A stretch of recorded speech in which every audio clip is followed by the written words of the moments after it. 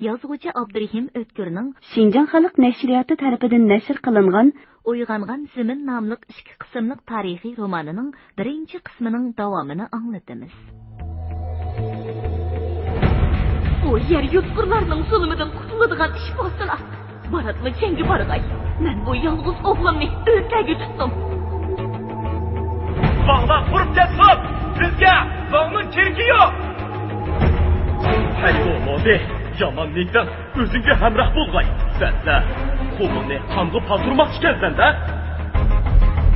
Eydin laço, hem de kandan kılımız. Bulanın kanı harısına toşkan tutulgalıkını unutup kaptı Urdovan. Tömer akamın kabrisine karabak boktuken. O kabriden hilim o. Derya. Hasret nadamet yaşları içip duruptu. Yığıdın kıyıp yıkılıp ölgüce. Meydanda ilişip ölde yaxşı. Ben bir tamşı kıyınıp kalgıç sokuşumen. Düşmenge el boluduğun hocun ya. Yıkı anısının karnından dergi düşmedi.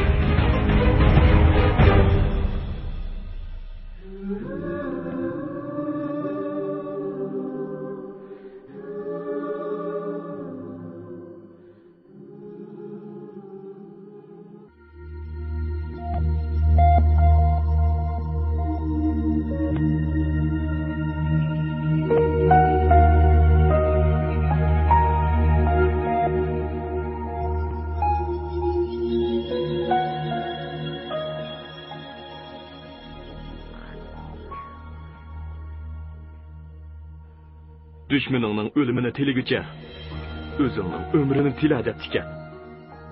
Yani bizde ümitsiz şeytan degen makal mı var? Bir gün kilur, mağımı yol içilur. Kumulga biri vasamla, tömür akamlarının öcünü almayı koymayman.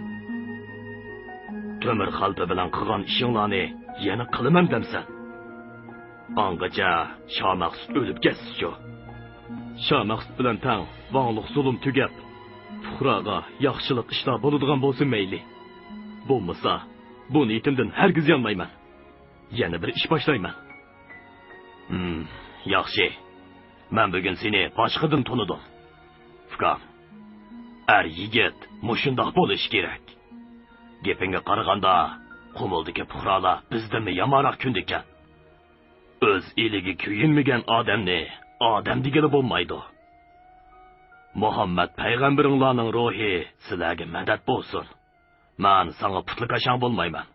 Bu yerda qachongacha tursang, kigiz uyimning ishki har zaman sana o'choq. Degandekla shu suhbatdan keyin Ertinbot Xo'janiyaz polvonni texmi hurmatlaydigan bo'lib qoldi. Uning omonligini qo'g'dashni o'zining bir vijdoniy burchi deb his qiladi.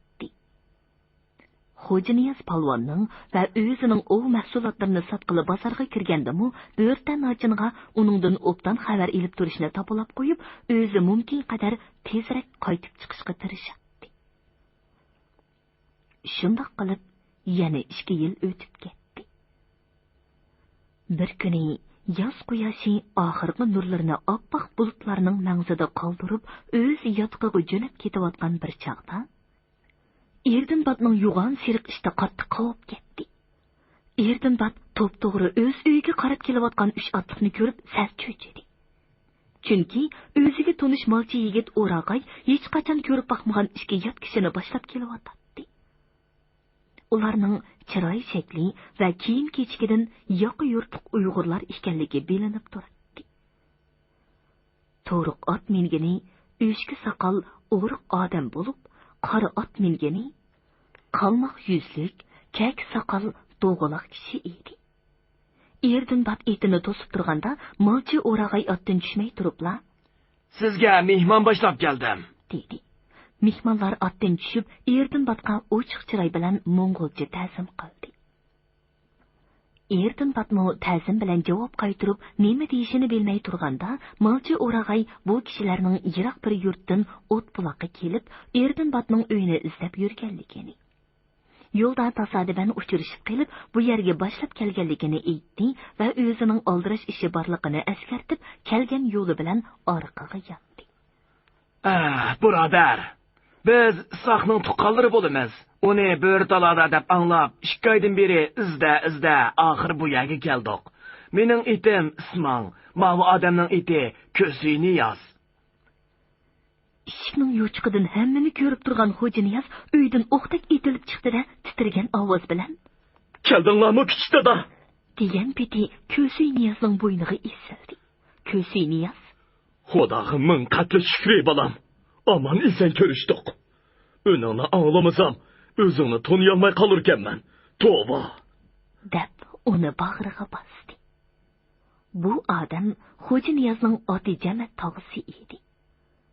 Ismong degan yilqi kaki soqol o'riq kishi bo'lsa, To'qsin hokimi Qurbon Niyoz Shanning yaqinlaridan bo'lib, Ko'si Niyozga hamroh bo'lib kelgan edi. Mehmonlar qora chiroq yo'rqida choy ichib o'tirganda, erdan bat bir semiz qo'zini eshik tubiga akilib, "Qani, enam, buni o'z qo'ling bilan so'y. Men so'ysam", deb xo'ja Niyozga qarab kuldi. Ular erdan batqa mehmon bo'lib o'ltirib, yarim kechagacha holmon qilishdi. Ko'si Niyozning aytishicha, Qurbon Niyozshan yilqi 90lik hojilardan xo'ja Niyozning xaytini topshirib olgan hamon Ismongni o'zining otisi Oysa oppa, ya'ni xo'ja Niyozning opasining qishiga avatibdi. Bu chaqlarda xo'ja Niyozning dadasi Emin Niyoz zindonda allaqachon qazo topgan ekan. O'g'lining dardida qon yig'lab, bir tera, bir ustixon bo'lib qolgan Oysa oppoq darhol shaharga kirib, xalq ichida eng yuqori obro'ga ega bo'lganligi uchun Oxunlig'im deb atalgan Sa'dansho Alam Oxunim bilan Hasan Bolaxoji, Shoh Ahmadboy, Ismoil Datu, Ma'oxun qatorliq yurt cho'nglarga hol arz etib yig'labdi. Ular Oysa oppoqning hol arzini Shoh Maqsudvongning cho'ng tayjisi Yusuf Bakka yetkazib. Yusuf Tayji bu ishqa astoydil qarab, Oxunlig'im boshliq yurt cho'nglari nomidan xo'ja Niyozning gunohini tilash mazmunida Shoh Maqsudvonga bir parcha arz yozishga maslahat beribdi.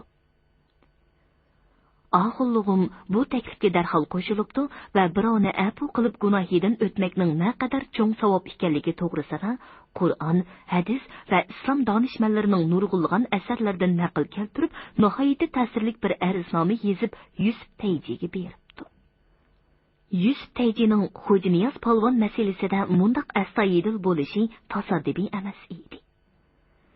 Jivakkini kelgan kayk soqol, qanşarliq, oq suzuk yuzidagi inchiki qizil nangiz tomirlari oshkora ko'rinib turadigan bu qo'y ko'zli kishi aslida bey avlodi bo'lsa-mu, ota-onasidan kichik chig'ida yetim qilib, bolalik chog'larida ko'p jafo chekkan, yigitlik davridami yoqi yurtlarda, hatto Shoh Maqsudvongning Beyjingdagi manzilgohi Xomiganda mulosimlik bilan o'tgan.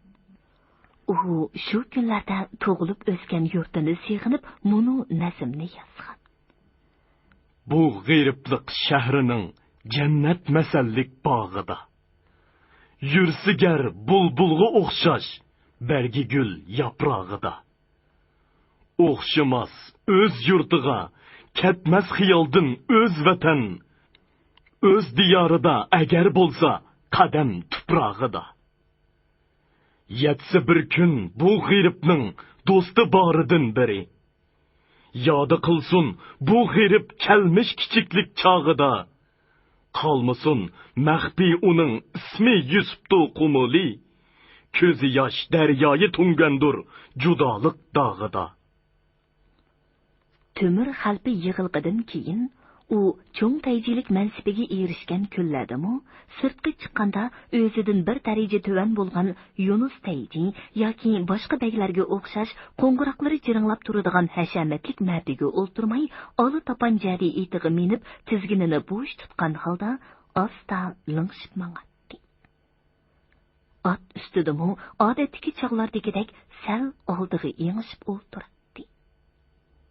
Uning xushxuy muloyimligi, kiyim-kechak, yurish-turishidagi oddiy soddaligi, Vang oldida haq so'zini aytishga jur'atlik bo'lib, puhroga nisbatan kuyimchanligini ko'rgan kishilar uni o'z vaqtidagi Noshirvon Tayjiga o'xshatdi.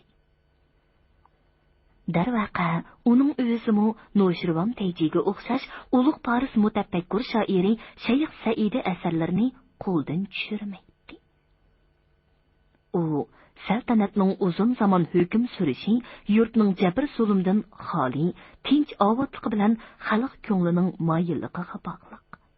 Yurtning tinch ovotligi bilan xalq ko'nglining moyilligi bo'lsa, hukmdorlarning niyat iqboli va ish amaliga taalluq deb qaraydi. Shuning uchun Xo'janiyaz polvon masalasidami o'tmishga salovat deb uningga kechirim qilinsa, buning bilan xalq ko'nglini o'g'lib olg'ili bo'ladi deb o'ylaydi. Yana bir tarafdan Xo'janiyaz polvonga o'xshash isyankorlarning xalq ichida erkin yurganidan biror yip bilan o'rniga bog'lanib turishini Vangliq hokimiyati uchun foydali deb hisoblaydi. Shuning uchun Yusuf Tayji yilqi arifnomani topshirib olgandan keyin atsi kundalik odat bo'yicha atdiganlik ta'zim uchun Shamaqsudning hujrasiga kirdi. Bu kunlarda Shamaqsud ömür sho'tisining 80-baldiqiga qadam qo'yib, polij kasalligi bilan o'rin tutib yetib qolgan edi. Butun Qumul diyoriga 50 necha yil dahshat selib kelgan bu odamning beshida amdilikda ajal sharbati quyilgan jamni qo'lida tutgan Azroilning qora soyisi har kuni tegudek necha qitim agib turadi. Shamaqsud bo'lsa, oltin hal berilgan naqshlik keng karavotda momiq ko'rpalarga cho'kib, nursiz ko'zlarini gullik to'risqa tikkan holda tinsiz xiyol surib yotadi. O'rda tevipi bilan ishki mahram pagahda qo'l qovushtirib jim turadi. Yusuf Tayji putining uchida dastlab karavotga yaqinlashganda Shamaqsudning bir nima deb pichirlayotganligini anglab qoldi-da. Tevib bilan mahramni chiqib ketishga ishorat qilib qo'yib, Shamaqsudning gapiga quloq soldi. Shamaqsud qachondir bir zamonlarda Qeyri Tayjisi Noshirvandan anglab, keyincha o'zi bino qildirgan cho'ng madrasining temaga nevrang bilan xatni parisi nusxasida yozdirgan bir g'azalning birinchi beytini duduqlab o'qimoqda edi. Jahon jom kulli zijonga ajal maydur palak soqi. Valikin qolg'usidur qilsi xayrat to abad boqi. Yusuf Tayji uning nima demoqchi bo'layotganligini darhol tushundi va tuvan ovoz bilan salom berib, esanlik so'rab o'tgach, tangdan to'lisa oqirib ketgan soqolini silgan holda Shamaqsud vangning beshiga engishdi. O'zining teviblik tajribasi bilan Shamaqsudning chiroyiga qarab, ahvolning yaxshi emasligini bayqadi. Haqiqatanmi palak soqiylik qilib, bu odamga ajal sharobini tutmoqda edi. Ammo u abadiy boqiy qolgudek nima yaxshilik qila oladi? Kesilgan boshlar, oqqan qonlar, daryo ko'z yoshlarida g'arq bo'lgan ma'sum jonlarning chaqmoqdek guldirligan dodu faryodlari. U qushlarga makon bo'lgan xarobalardan anglanayotgan ohu pig'onlar. Ani shularning badiliga to'plangan tog' oltin, kumush, unchi marjon, yoqutlar. Ambarlarda chirib yotgan to'p esil mo'y va munguzlar. Tog' jiralarga patmay yotgan son-sanoqsiz pada va yilqilar. Bulardan nima foyda? Shu yana texi islom e'tiqodi bo'yicha aytganda, hamma o'liklar tiriladigan mahshargohda uning holi nima bo'lar ekan? Balki shuncha o'qigan namozlari, so'pi ishonlarga bergan xayr ehsonlari, Xudo yo'lida qilgan nazr niyozlari bekorga ketmas. Biroq muqaddas kitoblarda Xudo hech bir bandaning namoziga, xayr ehson va nazr chirig'iga muhtoj emas. Mundaq narsalar bilan Xudoni oldig'ili yoki setib olg'ili bo'lmaydi deyilgan emasmidi? Gap qiling, dedi Shamaqsud nursiz ko'zlarini to'risqa tikkan peti. Xo'sh, Chingon xo'jam hazratlari, hozir o'qigan misralar ahli donish tafakkurlarining esil durdonlaridan misoldir. Inshaalloh hazratlardagi nurg'un yaxshi fazilatlar boqiy olamga qolg'usi.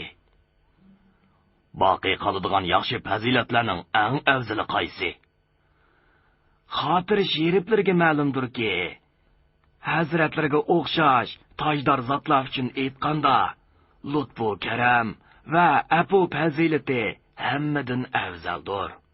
Bu isil fazilat sohibi bo'lgan kishi hatto dushmanlarini o'ziga batahqiq do'st qila oladi. Ya'ni masalan, Shah Maqsud Yusuf Tayjining gapida bir ma'no borligini sezib, darhol uning ko'ziga qaradi. Nima demoqchi bo'lasiz? Yusuf Tayji gapni Temir Xalbi yig'ilqidan boshlab, bir muncha agitmalardan keyin Xo'janiyaz degan ismni nihoyatda ehtiyotchanlik bilan tilga oldi. Bu odamning o'z gunohidan qo'rqib, yoqi yurtlarda 15 yil sargardon bo'lib yurganligini. Amdilikda bo'lsa, onasi Oysa oppoqning oxunlig'in boshliq yurt cho'nglariga yig'lab kelganligini. Ularning ulug' Chingan xo'jamdan uning gunohini tilab arz sunganligini aytib o'tkash, nima darkin deganda qilib jim turib oldi. Ha? Tek tirikmikan? Xo'sh, xo'jam. Rizqi tugumas, banda o'lmas deb, bu Allohning irodasi bo'lsa kerak. Bu ishqa oxunlig'immi qatnashibdimi? Xo'sh, xo'jam. Oxunlig'im boshliq. Qani, o'qing. Siz qandoq maslahat berasiz? Allah subhana va taala ömürlerini uzun, davlatlarni puzun qilg'ay. Pekir qullardan maslahat so'rsalar, oxunlig'im aytgandek, Janobi Allah gunohkor bandalarga g'afurur rahimdir. Hazratlar uchunmi abu va karamdan ulug'roq fazilat bo'lmas. Bir Xo'janiyozni abu qilmoqlik bilan minglagan tumanlagan kishilarning ko'ngli hazratlarga moyil bo'lib, shon shuhratlari texmi oshqisi. Uning ustiga mening gunohimdan o'slar, shunimi izhor ayligim kelibdilarki, Xo'janiyoz Qumul diyorida donqi chiqqan margan. O'zi yurakli odam emish. Mubodo u rostili tovuq qilgan bo'lsa, qasam ichirib, o'rda xizmatiga sasoq. Allah hazal qiyos, tog'da yurgan yirtqich yo'lvosni qo'lga o'gitib, chashqan tutilgan o'ymishga qilib olg'ili bo'lurmikin deyman. Hozir nadikan? Texicha Qumulga kelolmay, Eli tog'larining birida yo'shirinib yotganmish. Ondoq bo'lsa, shahardan oxunlig'im, Hasan Baloji, Shoh Ahmadboy, Ismoil Datu, tog'dan Abduniyoz Merab boshliq yurt cho'nglari kepil bo'lg'ay. Xo'janiyozning opsi Oysa oppoqni o'rdiga akilib, go'ro'ga tutib turib. Ammo Xo'janiyozning o'zi mening ko'zimga ko'ringuchi bo'lmag'ay. Xo'sh. O'rimchidinmi gap so'z bormi? O'tgan qitimqidan boshqa hech bir yangi gap yo'q. Bu qeri tulka bo'kimga jigdi sep qo'yib, ko'zimning yumilishini kutib turamdi nima? Avatgan so'g'i salomlarimiz ozlik qildimi ya? Yo'qsa, xo'jam. Uzun yillar jo'g'langan barkatli xazinalardagi dunyo dafnining 4/1 qismi uning yanchiqig'iga tushib ketdi. Buni hargiz oz degili bo'lmas. Bu gaplar Yanzingshin ustida bo'layotdi. Shah Maqsud atiyazda o'rin tutib yetib qolgandan buyon o'z o'rniga o'g'li Nazarni Qumul Vangi deb chakarlash to'g'risida Yanzingshinga nurg'un so'g' salomlar bilan maxsus elchi avatgan edi. Chunki Manju xonligidan keyin uni qo'llab kelgan Yuanshigay allaqachon u dunyoga safar qilib, endi hech qanday yo'lanchisi qolmagan. Bu kunlarda militaristlarning ichki urushlari tufayli mamlakat bo'yicha biror markaziy hukumat mavjud emas edi. Hammadan muhimi, agar ichki o'lkalardagi inqilobiy kuchlarning militaristlarga qarshi elib berayotgan shimolga yurish urushi g'alaba qilib, mamlakatda birlikka kelgan jumhuriyat hukumati qurilib qolsa, Qumul vangligining mavjud bo'lib turishi mumkin bo'lmay qoladi. Şah Maqsud әні şularni təxminən bolsumu düşünüdüğən bolğaçqa, bütün ümidini özünün birdən-bir himayətçisi bolğan Yang Zongşinға bağlap, cahanның tinchliqida onunğa oğlu nəzərini Qomul Vangi dəb rəsmi etiraf qıldırılış qoyuğu düşkən edi. Yang Zongşin bolsa, vəziyyətni onundan yaxşıraq düşünüb, Qomuldək mühim strategiyilik əhmiyyətə ega zaminning bevosita öz hükümranlığında bolmağanlığına içi puşub yurgashga, Şah Maqsuddan qandaq qilib qutulishning ko'yidi edi. Bo'libmi, ichki o'lkalardagi qalaymaqonchilikning Xinjiangga yetib kelishidan saqlanish uchun ko'prik askar turg'izish planiga Qomul Vangligining Tarxan jazoqliq tuzumi putli qashang bo'layotqashqa, xuddi yuqorida Shah Maqsud aytgandek, Yang Zongşin uning ko'zining burunroq yumilishini taqazzoliq bilan kutib turardi. Shunga u Shah Maqsud avatgan elchining burtig'i chalni tizib, Osman xudosi Shah Maqsud Chengvangning umrini uzun qilg'ay. Ammo ko'zimning o'chqida o'g'limning Vangliq taxtiga o'ltirganini ko'ray desa, bumi bo'ladigan gap. Men darhol bu ishning amalini qilay. Bir oz sabr qilib tursin, deb uni yo'lga soldi. Shah Maqsud Yusuf Tayjining boyagi gapini anglagandan keyin Yang Zongşindan og'irinishni davom qilib mundaq dedi. Men bilaman. Endi uningga mening kirkim qolmadi. Yang Zhangzhong shaytonni daryo bo'yiga opirib, og'zini suvga tekkizmasdan yondirib keladigan qeri tulka. Ammo yegan eg'iz o'yilibdi degan gap bor. Xazinamning yerimi kasimi mayli. Nazarni mening o'rnimga van qilib jakarlaydigan rasmiy hujjat tarqatmasi bo'lmaydi. O'rimchiga yana odam mangdirayli. Bo'lmasa o'zingiz chiqib kelamsiz ya. Yo'q, bo'lmaydi. Siz yenimdan ketmay turing. Boshqa birni mang'uzing.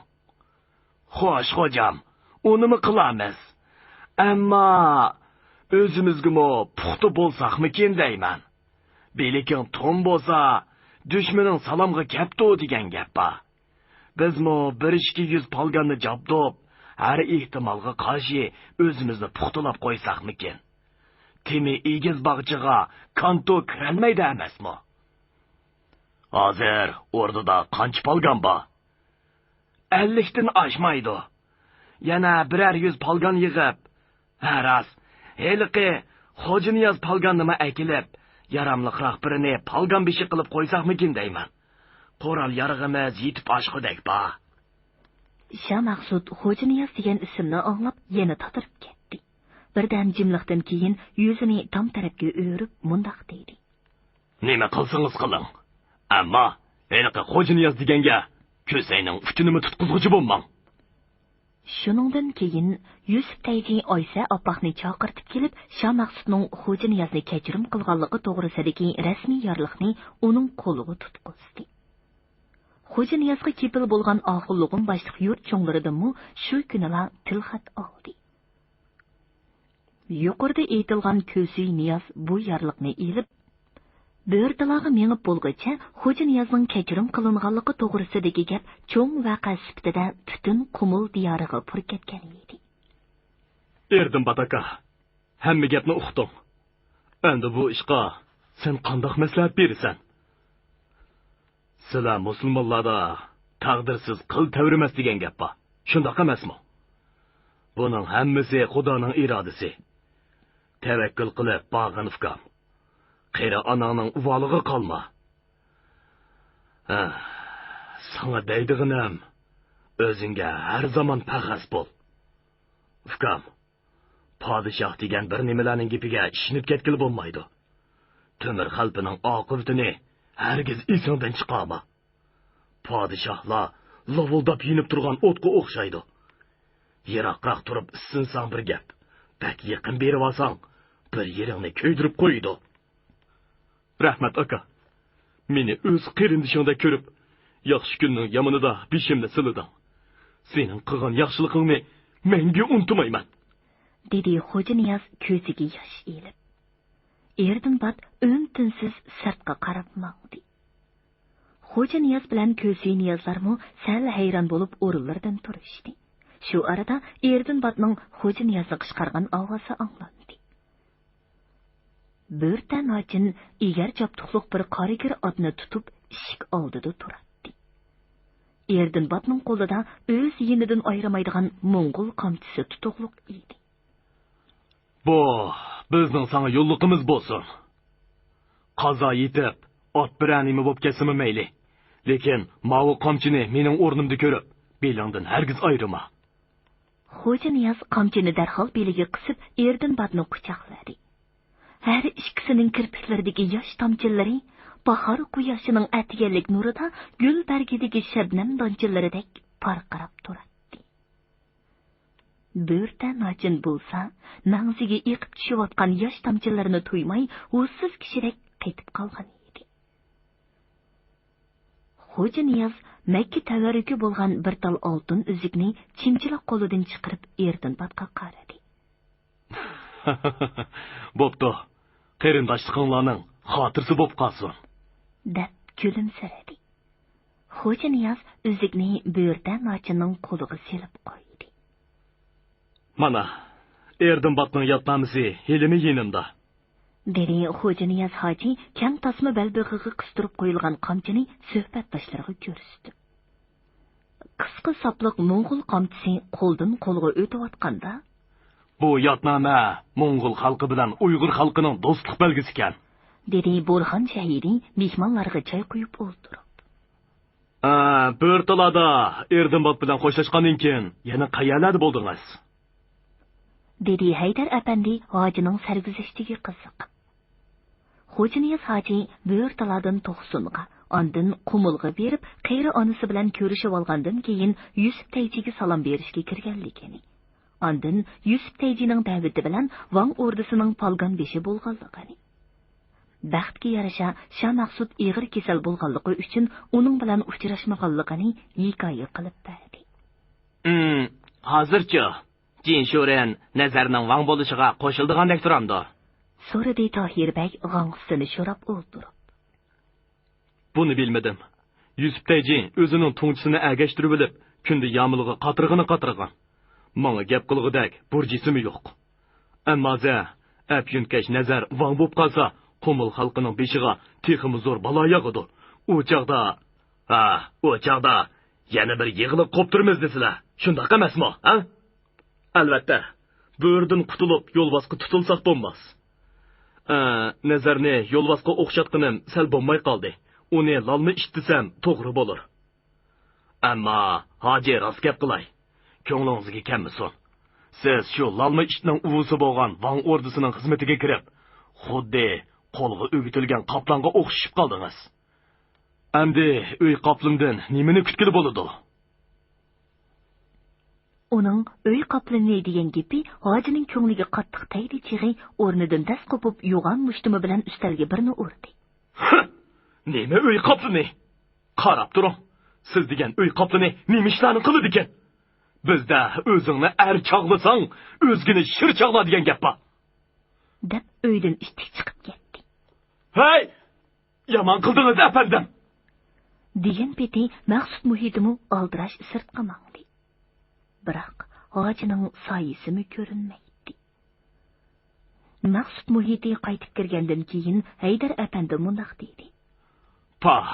Mijazi nima degan chus odam bu? To'mir xalpiga zoda o'xshamaydi ekan. O'xshamagani yaxshi. deb kulib qo'ydi Tohirbek. 4-bob kishanda. Dushmanlikdan chayonning chiqishi shundoqdir tabiiyati fe'l xohishi. Shayx Sa'di 1903-yilning yoz beshi. Gugum tushay deb qolgan chaq. Shilapsini ko'ziga cho'kirib olgan egiz bo'yliq bir kishi Beijing shahrining sharqiy janubidagi tor bir ko'chaga kirib keldi. Novatrang tushunchadan tikilgan oldi ochiq yaktika bilan qongsarliq burni ostidagi qo'yib qayrilma burati uning Beijinglik emasligini ko'rsatib turadi. Shuning uchun bo'lsa kerak, yo'lovchilar uningga ajablanish bilan qarashib qo'yadi. Biroq u kishi hech tantirmasdan kelib, kulrang tamliq ko'tirma ho'ylining qiya ochiq turgan qor darvozasidan xotirjam ichkari kirdi. yo'g'on chosiqishlari yeyitilgan so'zunchoq hovlining ikki qosniqidagi uylarning eshiklarida nefis chiq pardalar yerim qayriqliq turadi. U uylarning ba'zilaridan ayollarning hayosiz kulgillari, ba'zilaridan mungluq g'ijik navosiga jo'r qilingan ayolcha naqshi sadolari anglanib turadi. Ba'zi uylarning ichi jimjit edi. O'ttir yoshli bir ayolning "Hay, xinim qizlar, bu yoqqa chiqinglar, mehmonning oldiga chiqinglar" degan chirqiroq ovozi bilan yilqi jimjit uylardan rangarang shoyi liboslarga purkangan bir necha ayol chiqib, turli nozik karashmalar bilan mehmonni o'rib olishdi. Ularning yuz ko'zidan ufpa anglik to'kilib turadi. Mehmon shilapsi bilan yuz ko'zini yalpib turib, ularni oshko'zlik bilan nazardan o'tkazayotganda, o'ylining to'rt tarafidagi peshayvonlik uydan jivakkina bir mo'may chiqib, mehmonning qishig'i yo'rg'ilab keldi va tabassum bilan Beijing talaffuzida mundoq dedi: "Marhaba, Begzoda, marhaba. Seni bu yoqlarga qaysi shamol uchirib keldi? Biz taraflarga qadamlari yetmaguniga 5 yil bo'ldi, chig'i." Mehmon qo'llarini juplab mo'mayga hurmat bildirdi va o'zining Beijing shahriga texi yaqindili kelganligini aytib, uningdan qadiy maslahatchi ahvol so'radi. Mo'may yilqi ayollarni qo'l ishorati bilan tarqitib etib, mehmonni to'rdagi uyga taklif qildi. "Xo'sh, begim, iltifot qilsizlar. Har qaysilaridek begzodlarga saqlayotgan bir tal gulim bor. Yana kelib, bu gul sizning yurtlari Xinjiangning Qashqar gulshanidan kelib qolgan ajoyib xushpuroqli qizil gul desizlar." Ha? Rostmi? Bu qiziq kelgan-ku. Qashqar gulshanining qizil guli bu yerga qandoq kelib qolgandi? deb qiziqsindi mehmon mo'mayning yonida ketib o'tdi. Haqiqatda bo'lsa, mo'mayning bu gaplarga zodili ishongisi kelmay, chaqchaq qilib olsa kerak deb o'ylaydi. Bu kishi Shah Maqsudning ikkinchi darajalik to'ngchisi Oxunbay edi. U o'rda baglardan birining o'g'li bo'lib, otasi uni amaldor qilish niyatida shu tongda o'qitgan va cho'ng bo'lgandan keyin o'rdining to'ngchiligiga ulashtirib qo'ygan. Amdilikda bo'lsa, bara-bara ko'zga ko'rinib, Shah Maqsud Wang Manjuxonni ziyorat qilishga manganda Beijingga billa boradigan darajaga yetgan edi. Hammadan qizig'i shuki, u uch bolaga ota bo'lgan kishi bo'lib turuqliq, har qitim Beijingga kelsa, o'g'irliqcha o'yin tomosha qilishni qo'ldan bermaydi. Bugun mo Shah Maqsud Wangning tajribay va yosh to'ngchi bilan kashk ziyofatga ketganligidan foydalanib, bu ho'yliga ko'ngil ochqili kelgan edi. Mo'may uni boshlab to'rdagi uyning ishigiga yetib kelar kelmayla ko'tarangi ovoz bilan: "Aying, hay aying, mehmonning oldiga chiqing. Qarang, kim keldi?" Eshik pardasi ko'tarildi. Boyqa ayollardan obdanroq kiyingan g'unji bo'y bir cho'kan chiqib, mehmonga ta'zim qilmoqchi bo'ldi-yu, Oxunbekni ko'rib, xuddi hushini yo'qotib qo'ygandek turib qoldi. Oxunbek un-tinsiz qaytib qolgan edi. Bir ozdan keyin: "Assalom begim, xush kelibdilar" dedi cho'kan sop Qashqar talaffuzida ikki qo'lini ko'ksiga qo'yib. Uning chaqla ko'zlarida birdilla yosh agib ketdi. Xo'sh, xinim, o'zlami obdan turamdilar. "Qandoq begim, rasmi ekan. Men sizga qachon yolg'on aytgan? Sizlarga gap qilishni unutib qolmabdi mana." "Qani, yursizlar, uyga kirib paranglashinglar" dedi mo'may eshik pardasini ko'tarib. Ondan yiliqi cho'kanga qarab: "Qani qizim, chiroqni burunroq yoqib o'taydi." Dirjib yo'g'on qizil sham oddiy, lekin ratlik yig'ishtirilgan uyning ichini yo'q-yo'riq qilib o'tdi.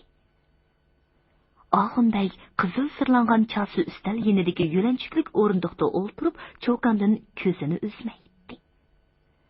Cho'kan Oxunbekka tamaki tutib saranga chaqdi. Uning inchiki barmoqlaridagi oltin uzuklar bilan bilaklaridagi oltin bilaziklar sham yo'riqida ko'zni chaqnatib turadi. "Bugun qo'nib qolala." O'z maylimchi bo'lsa, bir necha kechini mushu uyda o'tkazatdim. Ammo bugun qo'nolmayman. Tun nisbidan burun ketmasam bo'lmaydi.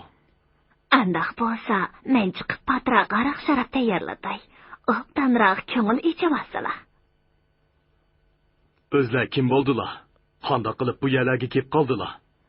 so'radi Oxunbay Cho'kanning oppoq qo'llarini olqiniga ilib. Cho'kan birdilla unsilib yig'lab, o'zini Oxunbayning quchqig'iga otdi.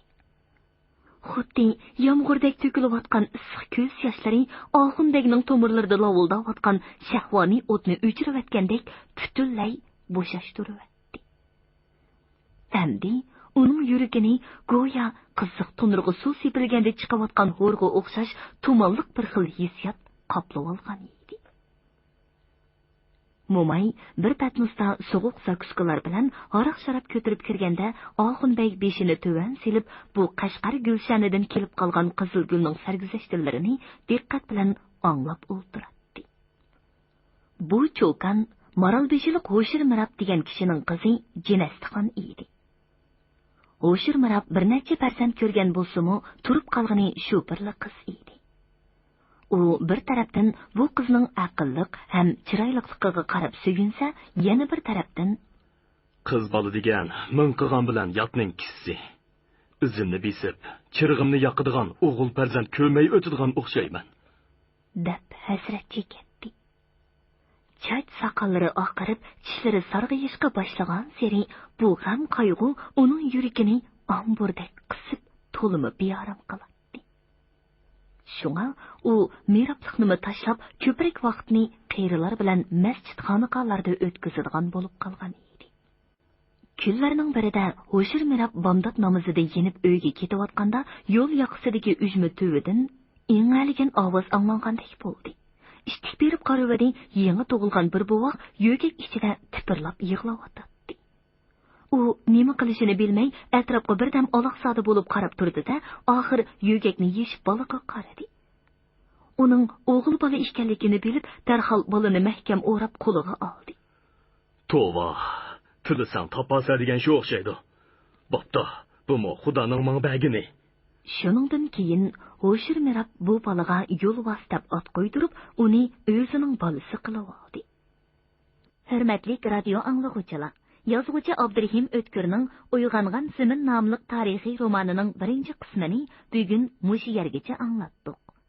Davomini atidagi programmamizda anglag'aysizlar. Shidotayning bo'shqa o'lgirib kelganligini qaramamdigan. O qonunni qattiq ijro qiladigan odam. Endi bu ishga men orib turolmayman.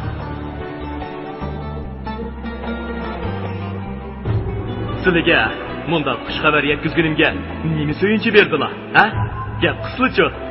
Dotay daringa qiynatib bo'lish bu yurtda sizdan bo'lak kimga nisb bo'pti? Nima o'ltirish bu? Xuddi yamallab qolgan kelindek. Aziz mehmonni shundoq kutgan bormi? Baya Begzodamning tun nisbidan burun ketaman deganini anglamaganmidingiz?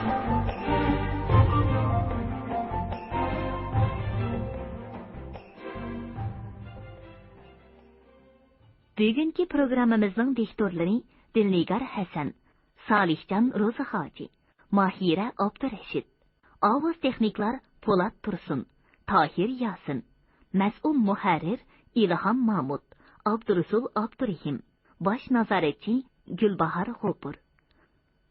Bugungi adabiy anglatish programmamiz mushu yerda oxirlashdi. Atidagi programmamizni ko'rishgacha omon bo'lg'aysizlar. Xayr xo'sh.